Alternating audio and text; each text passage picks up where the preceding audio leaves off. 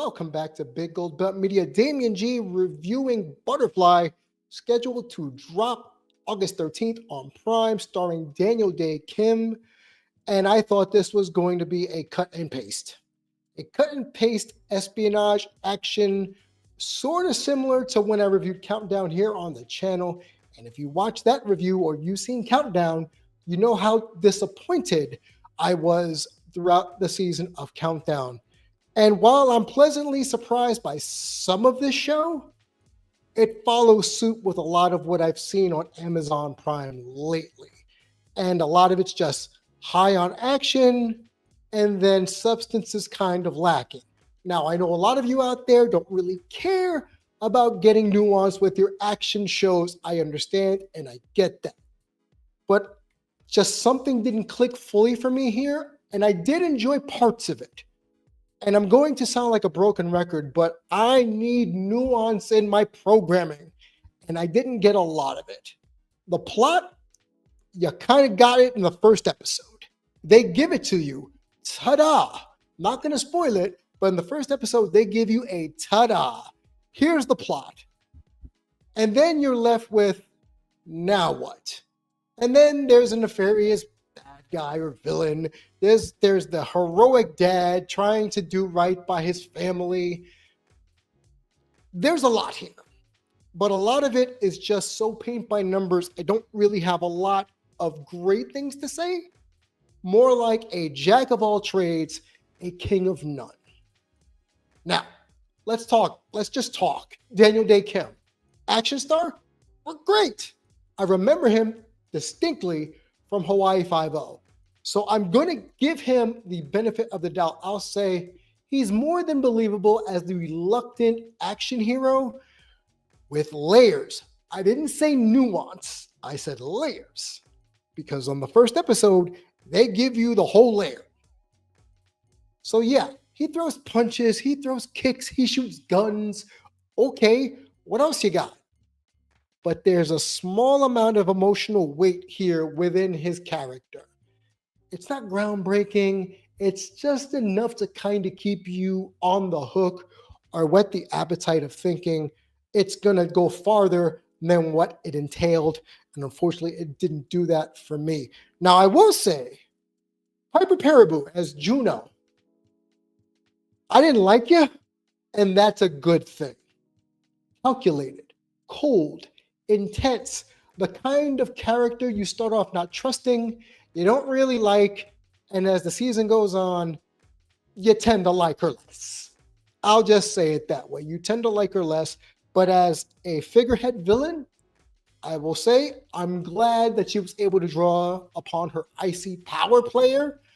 Think of how Sharon Carter was supposed to be during Falcon and the Winter Soldier when she was revealed as the power broker.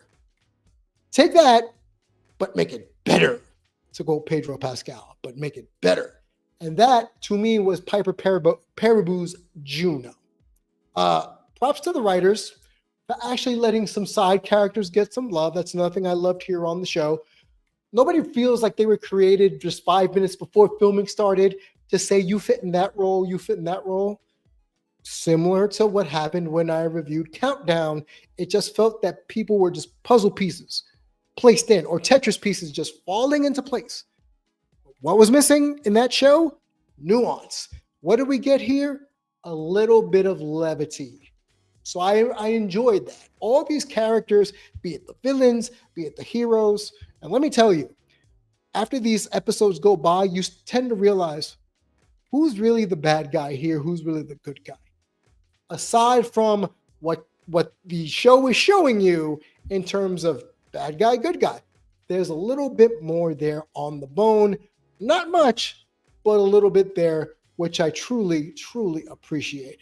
The action scenes, okay, passable. Daniel Day Kim, decent action star. But aside from that, I think the other standout would have been Rebecca, played by Raina Hardesty. I'm not going to say who she is. All I'm going to say is she's Black Widow. Take that what you will. But she has a very complicated relationship with Daniel Day Kim's character, David Jung. Very complicated. Unfortunately, by episode 1 and episode 2, the riddle solved. And then it changes the dynamic between the two characters. I don't like when you're given twists so early. Can't speak for the audience here, but for me, I don't like when everything's just thrown on my plate and then I don't know what to eat. And for me, her character of Raina, she's not here to be anybody's sidekick. Okay, I'll give you that. She's sharp, she's fierce, she's absolutely owns every scene she's in. She's a bit of an a-hole, as I said. Black Widow, make her an a-hole. I think that's the best way I can describe her. So kudos to the writers for making both Daniel Day Kim, Piper Perabo, and Raina Hardesty more than passable in their performance and their personalities. I'd like to think if this had a little bit more of a finer tooth comb in the editing room, or at least in the writing room, this might have flowed a little better, at least to me, but it's passable. It's rare in this genre where everybody has a bit of stake, right? As I said earlier, sometimes the core characters are great, but the ancillary characters just plug and play. This one is a little bit more where you kind of have an emotional attachment to some of the side characters, and then as the season goes on, you tend to see where they wound up. Some in great places, some not so much. But I want to give you what didn't work. It really didn't work for me. There are moments where these episodes of the show just goes through the motions. Worse than Countdown. Okay?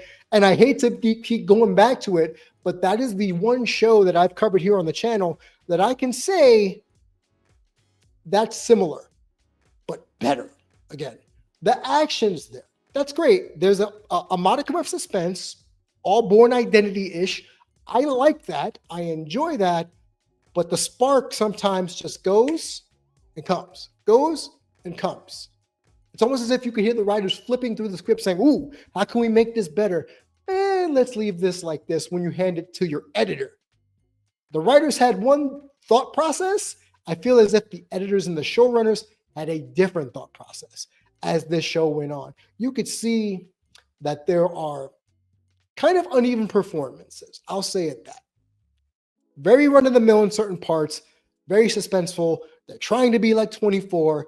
I understand that, but not everybody can be 24. And maybe in my estimation, another thing that didn't work for me was that this went about maybe 2 episodes too long this season. And what I've realized while watching a lot of these Amazon shows is that a lot of Amazon shows tend to lag more than maybe 1 or 2 more episodes than they should have, especially the ones I've covered here on the channel. So I feel as if maybe if this would have been cut by maybe 1 episode, at most 2, this would have been a better paced show. So there's a mid-season stretch that happens here. Again, something that I noticed. It's a mid-season stretch. The plot just jogs in place, which kind of goes back to what I was saying about being maybe 1 or 2 episodes too long for the series. You're waiting for something to happen. You don't get the full payoff. And then when we get to the end, I almost ate my words. I almost ate this entire review. I had this written while I was watching it. And then when I got to the end, I waited for the oomph. And then I got it. But I thought it was a little too late to justify where and when it happened. So final verdict, I give this a solid 6 out of 10. Some good action, standout performances. As I said, Piper Perabo, Raina Hardesty, and Daniel Day Kim. They do what they're supposed to do. Butterfly in and of itself, there's a secondary thing about trust and identity that you can get that if you're really paying attention to the way the characters are portrayed. But aside from that, 6 out of 10. You keep waiting for the next episode to hit that crescendo. Again, similar to Countdown. And then you roll your eyes once or twice along the way. And that's what happened with me. Not quite must-see TV, Does it get a second season? Does it deserve a second season? I will leave that up to you. But my opinion is I wouldn't go banging down the door to watch more of Butterfly. Scheduled to drop again August 13th on Prime.